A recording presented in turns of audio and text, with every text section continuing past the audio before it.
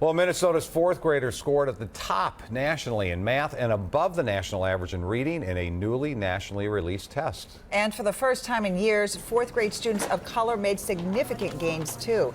That means that Minnesota's achievement gap has narrowed in a big way. Pat KESSLER joins us right now. So Pat, this is important news for Minnesota. Yeah, important news and very good news to a lot of people here in the state. It's a big change.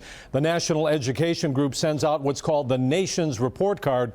And when it comes to Minnesota's achievement gap, we get an A for improvement. I am your new teacher. Despite its reputation for education excellence, They were the worst behaved class in the whole school. Minnesota has one of the worst gaps in the nation, the learning gap between white students and students of color. But suddenly, progress. This year, Minnesota's 4th and 8th grade students recorded their best scores ever in both math and reading. The National Assessment of Education Progress randomly tested Minnesota fourth graders of all races, finding Minnesota fourth graders of color moved from 22nd place to 4th place nationally in math, and from 22nd to 10th place in reading. We have no idea. Minnesota pumped hundreds of millions of dollars into education in the last few years, which the state's education commissioner called a key to success. We put all of our investment over the past 3 years really in early learning, having a strong foundation, reading well by 3rd grade, and making sure that every single student is counted. The education scores weren't as good for 8th grade students of color.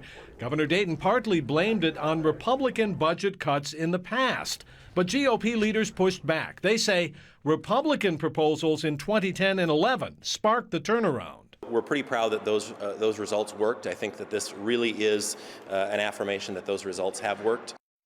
Now, we said the 4th grade students of color did very well, but 8th grade students of color showed only limited progress. And Governor Dayton says that shows there's still important work to do next year, so they're already looking forward to that. Now, you talked about the hundreds of millions of dollars in new school funding last year. Yep. Do you know if that helped pay for the programs that maybe helped improve the test scores? You know, they're hoping that's what it is, and that's what the governor and education commissioner believe.